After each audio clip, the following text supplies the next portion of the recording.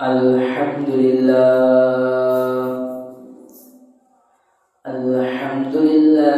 wa kafa wa salamun ala ibadihi alladhina istafa. Amma ba'du fa'udhu billahi minash shaitanir rajim. Bismillahirrahmanirrahim.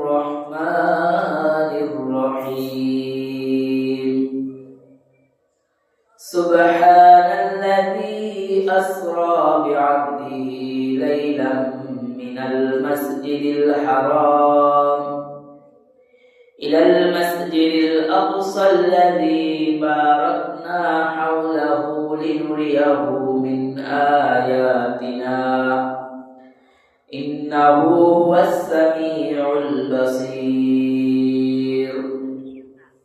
Qala Rasulullah sallallahu alaihi wasallam, miftahul jannatis salah, atau kama qala alaihi salatu wassalam, inna Allah malaikatahu yusalluna 'alan nabi ya ayyuhalladzina amanu sallu 'alaihi wa sallimu taslima. Allahumma salli 'ala Muhammadin wa 'ala ali Muhammad kama sallaita 'ala Ibrahim wa 'ala ali Ibrahim innaka Hamidum Majid. Allahumma barik 'ala Muhammadin wa 'ala ali Muhammad kama barakta 'ala Ibrahim wa 'ala ali Ibrahim innaka Hamidum Majid. Alhamdulillah, মহান আল্লাহ পাক রব্বুল আলামিনের দরবারে লাখো কোটি শুকরিয়া যে আল্লাহ পাক রব্বুল আলামিন আপনাকে আমাকে আল্লাহর ঘর মসজিদে জুমার নামাজের উদ্দেশ্যে আসার এবং বসার তৌফিক দান করেছে। সেই বিশ্ব মালিক বিশ্ব প্রতিপালকের দরবারে শুকরিয়া দান করি, বলি আলহামদুলিল্লাহ। আলহামদুলিল্লাহ। আজ পবিত্র রজব মাসের 27 রজব। আমরা অনেকে মনে করি যে আজকে মনে হয় শবে মেরাজ, কিন্তু বলা হয় এটার কোনো তারিখ লিখিত না। হতে পারে আজকেও শবে মেরাজ ঘটেছিল, আবার এরকম হতে পারে যে অন্য দিনও ঘটেছিল, যেটা আলোচনা আমি গেল সপ্তাহে আপনাদের সামনে করেছি। কিন্তু নির্দিষ্ট করে একবারে বলাই যাবে না যে আজকেই শবে মেরাজ। শবে মেরাজ আমাদের কি করণীয়? আমাদের করণীয় কিছুই নাই এই দিনে। এই দিনে যেহেতু আল্লাহ রাসূল, আমরা জানি যে এরকম একটা দিনে আল্লাহ রাসূল মেরাজ করেছে, আল্লাহ রাসূলের সম্মান বৃদ্ধি পেয়েছে। যেহেতু আমাদের নবীর উপরে শবে মেরাজ হয়েছে, সেই হিসাবে আমরা যদি শুকরিয়া দেন, এমনি নামাজ পড়ি, সেখানে 2-4 রাকাত বেশি নামাজ পড়লাম, তাতে নিষেধ নাই। কিন্তু আজকে শবে মেরাজ, আজকে অমুক করতে হবে, আজকে এই ইবাদত করতে হবে, এরকম করো না। কারণ শবে মেরাজের প্রকৃত মূল শবে মেরাজের আমল এটা হলো দৈনিক 5 ওয়াক্ত নামাজ। কারণ যার সাথে আলোচনা করেছি যে আল্লাহ রাসূল দাবে দাবে দাবে দাবে 7 আসমান পাড়ি দিয়েছে। এই যে 7 আসমান পাড়ি দিয়েছে, দুনিয়া থেকে প্রথম আসমানের দূরত্ব 500 বছরের। 500 বছরের রাস্তা, 500 বছরের রাস্তা হলো এই জমিন থেকে প্রথম আসমান। আবার প্রথম আসমান থেকে দ্বিতীয় আসমান এমন 500 বছর, আবার কেউ কেউ বলে আরো বেশিও হতে পারে। তো কত উপরে উঠছে, প্রত্যেকটা আসমানে 500 বছরের রাস্তার ব্যবধান। আর তারপরে দুনিয়া থেকেও প্রথম আসমানে 500 বছরের ব্যবধান। আর এই 7 আসমান অতিক্রম করেছে এবং আল্লাহর সাথে সাক্ষাৎ হয়েছে, কথা হয়েছে। তো আল্লাহ নবীকে 5 ওয়াক্ত নামাজ দেওয়া হয়েছে। তারই সাথে সাথে আরো একটা জিনিস আল্লাহ রাসূলকে হাদিয়া দেওয়া হয়েছে। পবিত্র কোরআনের সূরা বাকারার শেষ দুটি আয়াত, এই দুইটাও আল্লাহ তাআলা হাদিয়া দিয়েছে আল্লাহ রাসূলকে। আর তারপরে আরেকটা ঘোষণা আল্লাহ তাআলা দিয়েছে যে নবীর উম্মতদেরকে ক্ষমা করার ঘোষণা। যদি কাফের মুশরিক না হয় তাহলে আল্লাহ তাআলা আমাদেরকে ক্ষমা করবেন, এমন একটা ঘোষণা মিরাজের রাতে আল্লাহ রাসূলের কাছে দিয়েছেন। আর আল্লাহ রাসূল কি হাদিয়া দিয়েছেন? বলে আল্লাহ রাসূল বলছে তাশাহুদ, তিনি প্রথম বলছে যে আল্লাহকে কি হাদিয়া দিবে, আল্লাহ তার দৌলতের অভাব নাই। এবার কি সিজদা দিয়ে বলল যে আল্লাহকে আমি কি হাদিয়া দিব। সিজদায় দিয়ে পড়ার পরে তার জবান থেকে বের হয়ে গেল আত-তাহিয়াতু লিল্লাহি ওয়াস-সালাওয়াতু ওয়াত-তাইয়্যিবাত। এটা বের হওয়ার পরে আল্লাহ বলতেছে আসসালামু আলাইকা আইয়ুহান নাবিয়্যু ওয়া রাহমাতুল্লাহি ওয়া বারাকাতুহু। এখানে দেখলেন যে আল্লাহ রাসূলের লাভবান হয়েছে, মানে আল্লাহ রাসূলের লাভ হয়েছে, মানে আল্লাহ রাসূলের উপর শান্তির দোয়া করা হয়েছে। তখন আল্লাহ রাসূল আবার এই মুহূর্তে মনে করেন এখন বাংলাদেশের যেহেতু প্রধানমন্ত্রী ডক্টর ইউনূস, যদি আপনাদের পক্ষ দিয়ে আমি ডক্টর ইউনূসের সাথে দেখা করতে যাই, আমি কি আপনাদের কথা স্মরণ করব? কেন স্মরণ করবো না? এ আইসো কে, আমি আইসি ডক্টর ইউনূসের কাছে, কি এটা হওয়া স্বাভাবিক। বা আপনারা কেউ গেলে তাই কি বলবেন আমার মধ্যে যে আমরা এত মুসল্লি আছি, ইমাম সাহেব আছেন, মুয়াজ্জিন সাহেব বলবেন, ওই মাথায় থাকবে, নিজেদের ওই তো শেষ করতে পারবেন না। অথচ আল্লাহ বলছে আসসালামু আলাইকা আইয়ুহান নবী ওয়া রাহমাতুল্লাহি ওয়া বারাকাতুহু, যিনি দুনিয়ার বাদশা নয়, বাংলাদেশের বাদশা নয়, সকল বাদশাদেরও বাদশা, এই পৃথিবী তিনি সৃষ্টি করেছেন, এই আল্লাহর সাথে সাক্ষাতের সময়ও আল্লাহর রাসূল আমাদের কথা বলে নাই। তখন তিনি আবার বলতেছেন আসসালামু আলাইনা ওয়া আলা ইবাদিল্লাহিস সালিহিন। এইটা আবার ফেরেশতারা সেটা বলতেছে আশহাদু আল্লা ইলাহা ইল্লাল্লাহ ওয়া আশহাদু আন্না মুহাম্মাদান আবদুহু ওয়া রাসূলুহু। আর এই তাশাহুদ আমরা নামাজে পাঠ করি আমল করি বৈঠকের সময়। কি ঘটেছে এই সবে মেরাজে? আমরা শুনেছিলাম যে মুসা আলাইহিস সালামের কাছে নবীজি এসে বলছিল কি হাদিয়া দিয়েছে? ৫০ নামাজ। এরপরে নবী ৯ বার যাতায়াত করছে, এই ৯ বার যাতায়াতে ৪৫ নামাজ মাফ হয়ে গেছে, ৫ ওয়াক্ত নামাজ আসছে। আর আল্লাহ রাসূল মুসা আলাইহিস সালামের কাছে আসলেন, মুসা বলে এখন কয় ওয়াক্ত দিয়েছে? বলে ৫ ওয়াক্ত। তাই মুহাম্মদুর রাসূলুল্লাহ সাল্লাল্লাহু আলাইহি ওয়াসাল্লাম বলতেছে যেটা আপনার উম্মত করবে না কমায় নিয়ে আসেন। আল্লাহ রাসূল বলল আমি লজ্জা বোধ করি, কারণ যতবার গেছি ততবারই যে ৫ ওয়াক্ত করে কমায় দিয়েছে, আমি আর যেতে পারবো না। কেন বলছিলেন মুসা আলাইহিস সালাম এই কথা জানেন? কারণ মুসা আলাইহিস সালামের অভিজ্ঞতা আছে। যার অভিজ্ঞতা নাই সে সাধারণত সেটা জানে না, যার অভিজ্ঞতা আছে সে সেই বিষয়টা জানে, এটা স্বাভাবিক। বলে মুসা আলাইহিস সালামের উম্মতের উপর ৩ ওয়াক্ত নামাজ ছিল, সকালে ২ রাকাত নামাজ, দুপুর বেলাও ২ রাকাত নামাজ, আর বিকাল বেলা ২ রাকাত নামাজ। কিন্তু মুসা আলাইহিস সালামের উম্মতরা এই ৩ ওয়াক্ত নামাজ মোট ৬ রাকাত নামাজ ঠিকমতো আদায় করে নাই। এই জন্য মুসা আলাইহিস সালাম বলতে আপনার উম্মত এই ৫ ওয়াক্ত পড়তে পারবে না। এমনি তার বলেন নাই, তার জানা আছে যে ৬ যারা ৩ ওয়াক্ত পড়ে না এরা কি আর ৫ ওয়াক্ত পড়বে? তাও ২ রাকাত করে গেল। কিন্তু আল্লাহ রাসূল যায় নাই, ৫ ওয়াক্ত নামাজ নিয়ে আসছে। আল্লাহ রাসূল সাল্লাল্লাহু আলাইহি ওয়াসাল্লাম সফরের মধ্যে কোন এক জায়গা থেকে যাইতেছে, জিজ্ঞেস করে ভাই জিবরাইল এত সুন্দর ঘেরান কিসের ঘেরান? আল্লাহ রাসূলকে জিবরাইল আলাইহিস সালাম বলে ইয়া রাসূলুল্লাহ ইয়া হাবিবাল্লাহ, এখানে জান্নাত, জান্নাতের সুগন্ধি আসতেছে। আবার একটা জায়গা দিয়ে যাইতেছে, ওখান থেকে দুর্গন্ধ আসতেছে। বলে জিবরাইল ভাই এখানে কি এত দুর্গন্ধ কেন? তাই এখানে জাহান্নাম, জাহান্নামের দুর্গন্ধ বের হয়েছে। এই সফরের মধ্যে সরায়াত আদম হাবিবে কিবরিয়া নবী মুহাম্মদুর রাসূলুল্লাহ আলাইহি ওয়াসাল্লাম সফর অবস্থায় দেখতেছে একটা লোক তাকে বারবার পাথর মেরে তার মাথা চূর্ণ বিচূর্ণ করা হইতেছে। একটু আলাদা বসায় একটা লোকের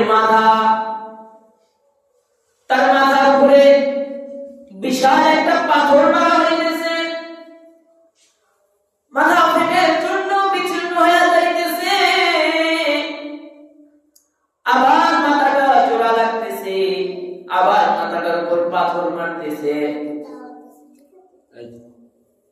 জিবরাইল আলাইহিস সালাম যখন আল্লাহ রাসূল যাইতেছে, আল্লাহ রাসূল জিজ্ঞাসা করে, ভাই জিবরাইল এরা কারা? এই যে বারবার পাথর মারতেছে, মাথা ফেটে চূর্ণ বিচূর্ণ হয়ে যাইতেছে, আবার জোড়া লাগতেছে, আবার পাথর মারতেছে।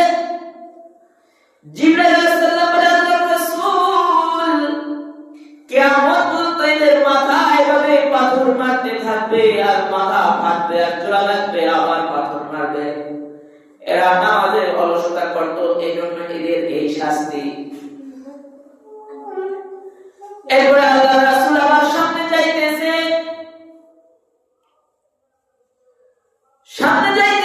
দেখে একটা লোক রক্তের নদীতে হাবুডুবু খাইতেছে, শুধু রক্ত আর রক্ত। আল্লাহ রাসূল জিজ্ঞাসা করে, এরা কারা?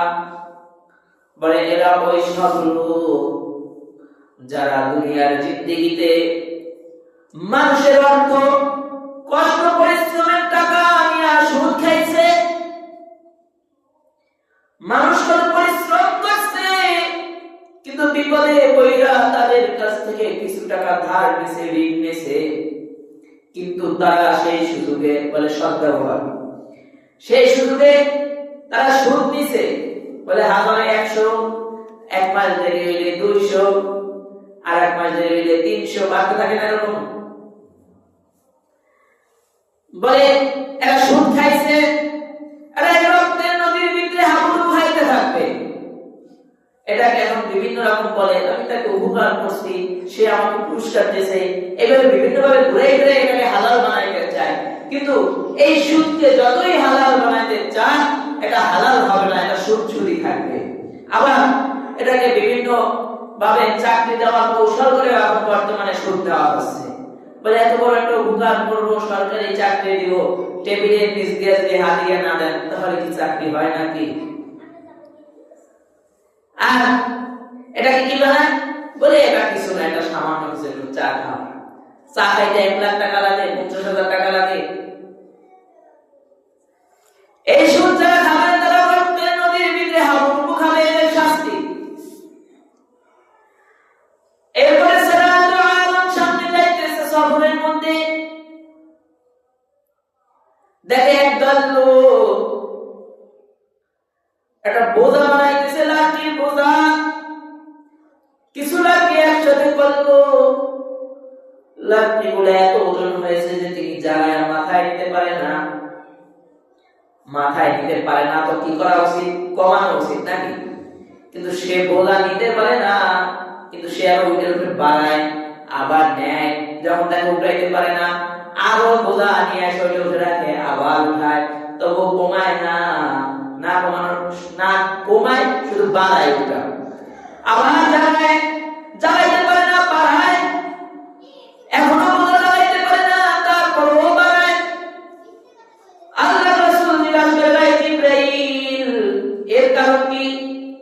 বলে এই লোকগুলা দুনিয়ায় মানুষের কাছ থেকে টাকা পয়সা ঋণ করেছে, টাকা পয়সা ধার নিয়েছে, ভাই আমার কিছু টাকার প্রয়োজন, আমাকে কিছু টাকা দেন, আমার কিছু অর্থের প্রয়োজন, আমাকে কিছু অর্থ দেন, কিছু উপকার হবে। ধার আনার সময় তো পাও ধইরা আছে, পাল্লা পাওড়াইটা আনে, যেমন টাকা নিতে হবে, নিচে কি ধার ঋণ পরিশোধ করার সময় নাই, বলে ভাই কিছু টাকা পাইতাম, দিবেন না? তাই মেয়া টাকা নিয়ে কি পলাই যেতেছি নাকি, আমি তো আছি দিমনে। এরপরে মনে হয় এই বেড়া ঠিকে গেছে, যে দাঁড় দিছে, ভাই আমার অনেক বিপদ হয়ে গেছে, আমার টাকাটা ফেরত দিলে উপকার হয়। কারে না দিব মানে জান কাই দিব মানে কাই, কিন্তু কাইটা শেষ হয় না, ডেটের পরে ডেটটা শেষ হয় না। এই যে এক জায়গাতে ঋণ করছে, এটা পরিশোধ করতে পারে না, সে আবার অন্য জায়গায় গিয়ে ঋণ করে, আবার সেটাও পরিশোধ করতে পারে না। এমন কিছু লোক থাকে না, যে একজনের কাছে না এটা দিতে পারে না, আরেকজনের কাছে না এটাও দেয় না, আর ওটা আছে টাকা সবার দিতে খায়। মানে ওই যে হাসরের ময়দানে বা আল্লাহর রাসূল মেরাজের রাতে শাস্তি দেখছেন, যে লাঠিগুলা জাগাইতে পারে না, তারপর বোঝা বাড়ায়, জাগাইতে পারে না, বোঝা বাড়ায়, কমায় না। এদের অবস্থা এই, যারা একজনের কাছ থেকে ঋণ করে কিন্তু পরিশোধ না করে আবার অন্যজনের কাছ থেকে ঋণ নেয়, এটাও পরিশোধ করে নাই, আবার অন্যজনের কাছ থেকে ঋণ নেয়, এই যে এটাকেও তো একটা বোঝা বলা হয়। এই পাবলিক যারা থাকবে তাদের শাস্তি হবে, তারা জাহান্নামের ভিতরে এভাবে বোঝা বানাইতে থাকবে, কিন্তু জাগাইতে পারবে না, আবার বাড়াবে, এই অবস্থায় থাকবে।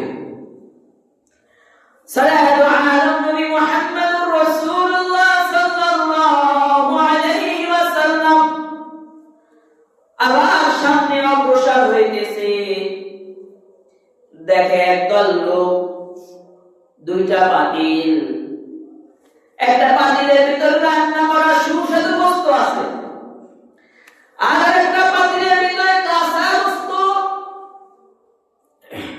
এদের সামনে পাতিলে সুস্বাদু রান্না করা বস্তু আছে, আর একটা পাতিলে কাঁচা বস্তু আছে, কিন্তু এরা পাকানো যে সুস্বাদু রান্না করা বস্তু এটা খায় না, কাঁচা বস্তু খাইতেছে।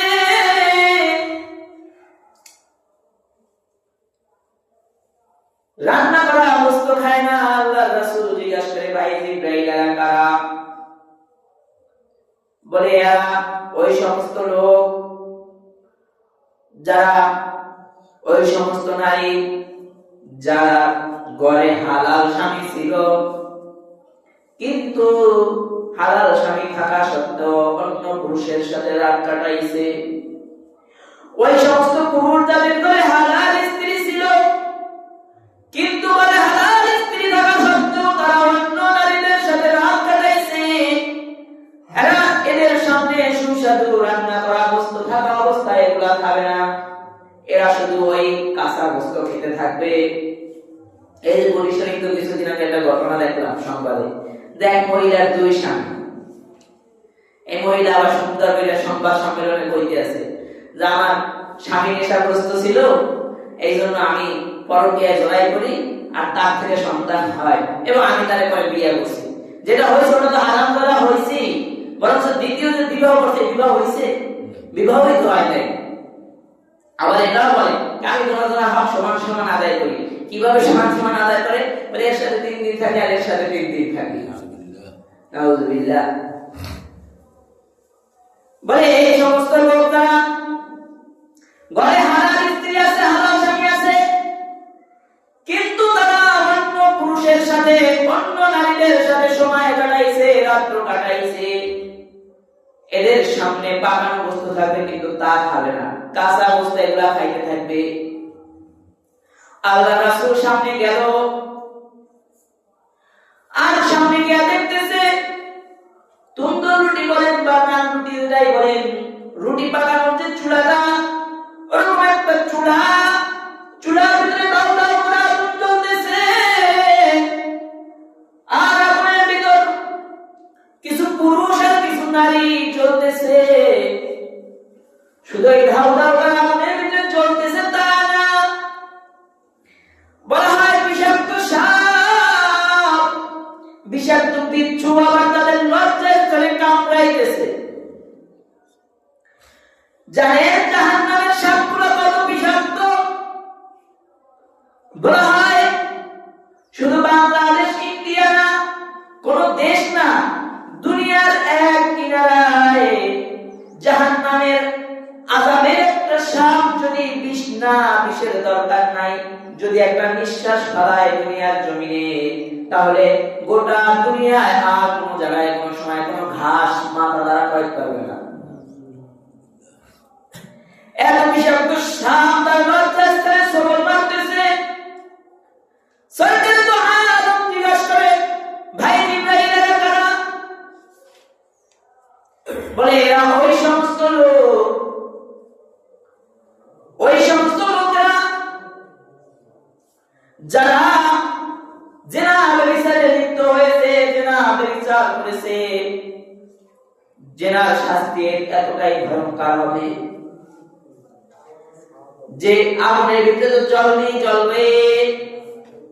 আবার বিষাক্ত সাপ আর বিচ্ছু লজ্জাস্থানে কামড়াইতে থাকবে। সবরের ভিতরে আল্লাহ রাসূলের একটা শাস্তির কথা আমি বলি। অনেকগুলা দোষ আছে, সবগুলা তার বইলা শেষ করা যাবে না, কিছু তুইলা ধরলাম। আর একটা শাস্তি দেখতেছে যে কিছু একদল মানুষ আছে যাদের নখগুলা টানার এবং বিশাল বিশাল ভয়ঙ্কর নখ, এবং নখ দিয়ে নিজের জান নিজে বিকৃত করতেছে, মানে খামসাইতেছে। নিজের হাতের নিজের তামাক নখ দিয়ে নিজের চেহারা বিকৃত করে ফেলতেছে। সরাজ আরব জিজ্ঞাসা করে, ভাই জিব্রাইল এরা কারা? এদের এই অবস্থা কেন?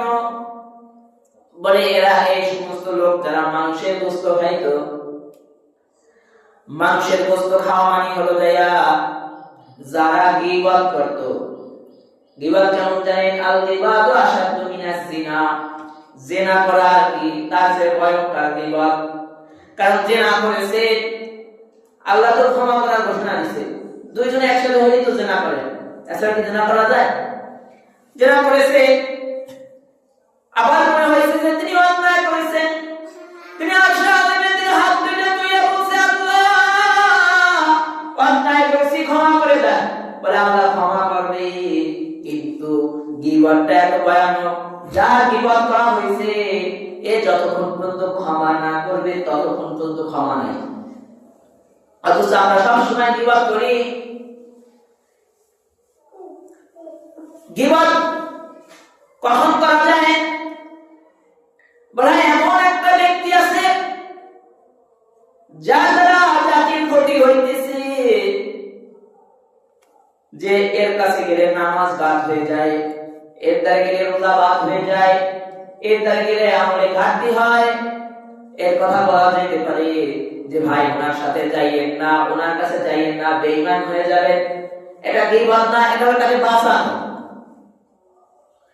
আর একটা কি কথা এটা যে দেখছো অমুকে ওইটা করছে, কি অবস্থা, পিছে সামনে বলে না, বলে বলতে থাকে দোষ বলতে থাকে।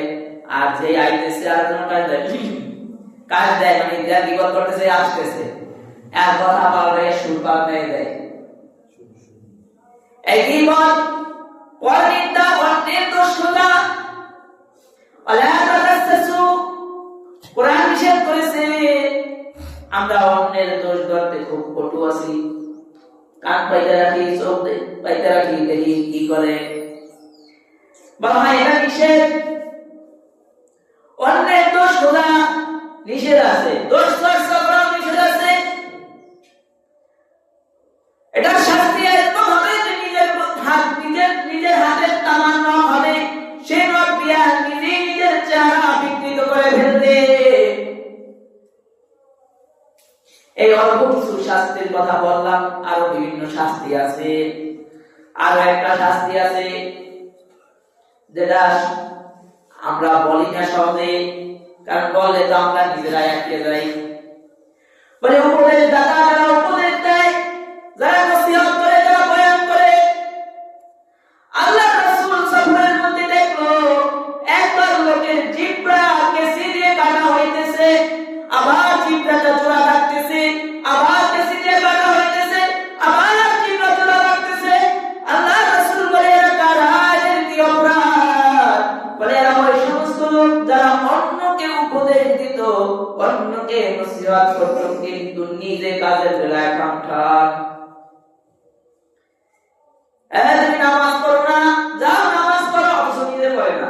কিরে বলে তোরা হোসনা যা বাবা অথচ নিজে আসে না। ভাই তুমি দান সদকা করো না, কেন দান সদকা করো না? দান সদকা করো অথচ নিজে করে না। এই সমস্ত লোকের জিহ্বা মিশি দিয়া কাটা হবে। এই অল্প কিছু শাস্তি তুলে ধরলাম।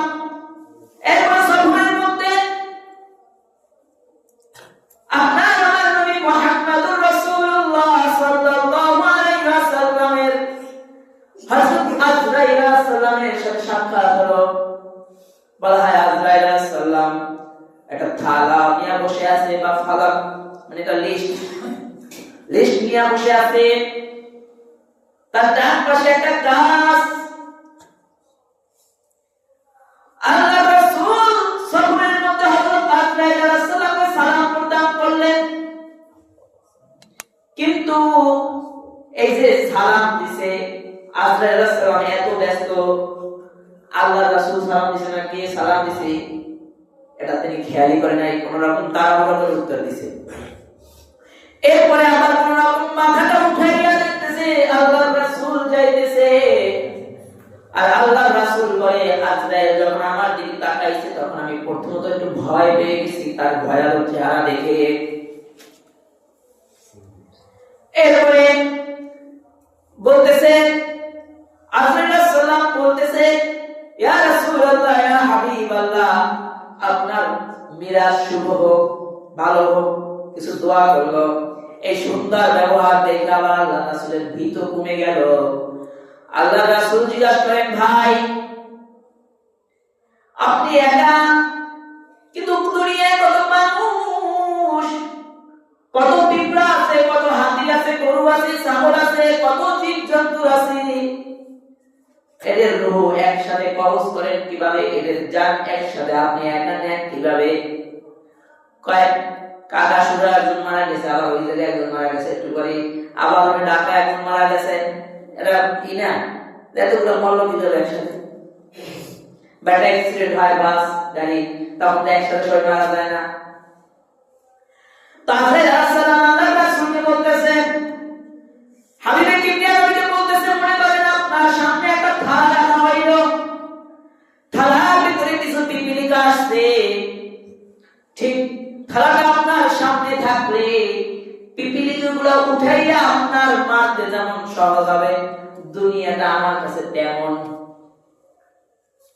কারণ বলা হয় আবার কোন কোন মুরব্বি মুফাসসিররা বলে দুনিয়াটা হলো মায়ের পেটের মতো, মায়ের পেটে থাকা অবস্থায় খুব সুন্দরভাবে থাকতেছে, খাইতেছে, কিন্তু যখন বাচ্চা বের হয় পেট থেকে তখন বের হয় বলে কোথায় আসলাম, এটি বিশাল জায়গা। মায়ের পেটটা তো ছোট, কিন্তু মায়ের পেট থেকে দুনিয়া এসে বলে কোথায় আসলাম, এটা তো বিশাল জায়গা। কিন্তু এই দুনিয়া থেকে যেদিন চলে যাবে মানুষগুলা জান্নাত জাহান্নাম দেখে বলবে কি কোথায় আসলাম, এটা আরো বিশাল। কারণ বলা হয় যে সবচেয়ে ছোট জান্নাত পাবে, যার জান্নাতটা সবচেয়ে ছোট হবে, একেও আল্লাহ এমন দুনিয়ার 10 দুনিয়ার সমান জান্নাত দেবে। এই 10 দুনিয়ার জান্নাত দেওয়া আল্লাহর কাছে কোনো ব্যাপার না। যদি দুনিয়ার সকল মানুষ পয়গম্বর বাবা আদম আলাইহিস সালাম হতে কিয়ামত পর্যন্ত যত মানুষ আসবে সবাই যদি ঈমানদার হয়, আর সবাইকে যদি 10 দুনিয়া না হাজার হাজার দুনিয়ার সমানও জান্নাত আল্লাহ দেয়, তারপর আল্লাহর অভাব হবে না। আজরাইল আলাইহিস সালামের সাথে কথা বলতেছে, তখন বলে ভাই আজরাইল জান কবজ করেন কিভাবে মানুষের কষ্ট হয় আপনি কি জানেন? বলে আমার তো অভিজ্ঞতা নাই, তবে পয়গম্বর ইদ্রিস আলাইহিস সালাম যিনি শখের বশে মৃত্যুবরণ করছে, যিনি আমাকে বলেছেন আমার জান বের করে আমার ঢুকায় দেন, ঠিক ইদ্রিস আলাইহিস সালামের জানটা যখন আমি বের করছি আবার দিয়া দিছি, তাকে জিজ্ঞাসা করছিলাম ভাই আপনার কেমন কষ্ট হয়েছে, অথচ আজরাইল আলাইহিস সালাম বলে তাই কিন্তু বড় আহসানের সাথে জান কবজ করছি। আর ইদ্রিস আলাইহিস সালাম বলে আমার কষ্টটা এমন হয়েছে মনে হয় যেন আমার গায়ের থেকে চামড়াগুলো, আমার জীবিত অবস্থায় চামড়াগুলো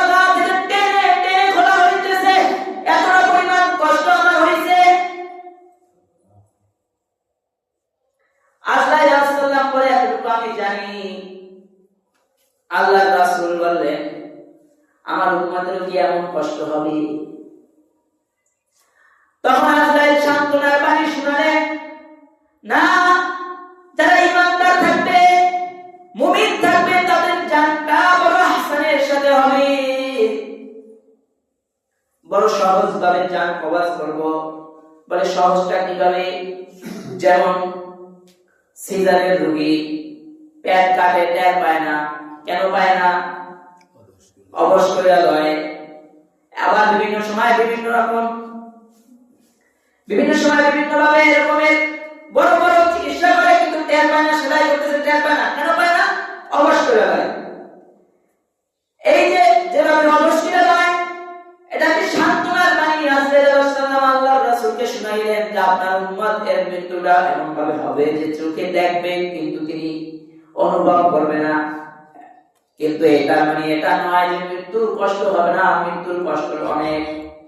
কারণ আল্লাহর রাসূলের মৃত্যুর সময় যখন আজরাইল আলাইহিস সালাম অনুমতি নিয়ে আল্লাহর রাসূলের মুখের উপরে হাত রাখছিল, আল্লাহর রাসূল বলে, কিরে আজরাইল, অহংকারটা মনে হয় আমার মুখের উপরে রাখছো, আমার উম্মতের মৃত্যু কিন্তু সহজ কইরা দিও, এত কষ্ট আমার উম্মত সহ্য করতে পারবে না। যে টাইম হয়ে গেছে, এর আলোচনা আরো দীর্ঘ আলোচনা। যাই হোক, যতটুকু বলছি এর ভিতরে যেগুলো আমল আছে এগুলো আল্লাহ তাআলা আমাদেরকে আমল করার তৌফিক দান করুন, এবং যে সমস্ত বদ খারাপি আছে, এই যেমন কিছু গুনাহের শাস্তি তুলে দেওয়া হয়েছে, এই গুনাহ থেকে আল্লাহ তাআলা আমাদেরকে হেফাজত করুন, বলুন আমিন। এবং সকলেই যেন এই যে 10 দুনিয়া জান্নাতের কথা বলছি, এই 10 দুনিয়া সমান জান্নাত যেন আমরা সব শুধু 10 দিনে না, এর চেয়ে বেশি তো পাইতে পারি। আল্লাহ যেন এই জান্নাত আমাদেরকে দান করে, বলুন আমিন। আরে ভাই, জান্নাতটা বলবো কি, দুনিয়ার হাইকোর্টে রায় দিয়েছে যে পুরুষ দ্বিতীয় বিয়ে করতে পারবে, এই জন্য কত যুবক খুশি হয়েছে। অথচ জান্নাতে আপনার জন্য 70টা করে হুর রেডি রয়েছে, অথচ সেই দিকে আমাদের খেয়াল নাই। আমরা দুনিয়ার হাইকোর্টের একটা বিবাহ আছে আর একটা বিবাহ করতে হবে, এই রায় শুনে আমরা খুশি হয়ে গেছি। অথচ আল্লাহ আমাদের জন্য জান্নাতে 70টা হুর রায় দিয়েছে, আর সেই দিকে এই খুশি আর আমাদের ভিতরে নাই। বলে তাদের যে সুন্দর, যেগুলো এখন বর্ণনা করে শেষ করতে পারবো না, তারা এই দুনিয়ার মানুষের মতো সুন্দর নয়। তাদের সৌন্দর্য বলে আমার মতো ইমাম সাহেব আপনাদের বুঝাইতে পারবে না, তারা এত সুন্দর। আবার তারা একই রকম চেহারা থাকবে না, কারণ দুনিয়ার বউ যখন পুরো মিলে তখন আর ভালো লাগে না, কারণ একই আমরা কয়দিন দেখতে ইচ্ছে করে। এটা বাস্তব কথা, হুজুরে খারাপ মনে করতে পারে, কিন্তু তারা যখন শুক্রবার বাজারে যাবে তখন তাদের সৌন্দর্য আরো বাড়াইয়া দিবে। সুবহানাল্লাহ। দেখুন, আপনাদের জন্য অপেক্ষা করতেছে, আপনারা এটা নিয়ে খুশি না, এটা নিয়ে আল্লাহর জন্য ইবাদতে আসেন না। আর মিরাজের শিক্ষা আমি 2 সপ্তাহ যেটা বুঝাইছি, মিরাজের মূল শিক্ষা হলো 5 ওয়াক্ত নামাজ। মিরাজের ওই যে আলাদা কি করবো, আজকে রাতে কি হইবে, এরকম কোন আমল আমি পাই নাই, আমার উস্তাদ এখন আমাকে বলে নাই। অর্থাৎ মিরাজের মূল উদ্দেশ্য হলো, মিরাজ হলো আমাদের জন্য মিরাজের আমল কি 5 ওয়াক্ত নামাজ। আল্লাহ যদি বাঁচায় আমাদেরকে, ইনশাআল্লাহ আমরা সামনে থেকে 5 ওয়াক্ত নামাজ আদায় করার চেষ্টা করব। বলুন আমিন। আলহামদুলিল্লাহ রাব্বিল আলামিন।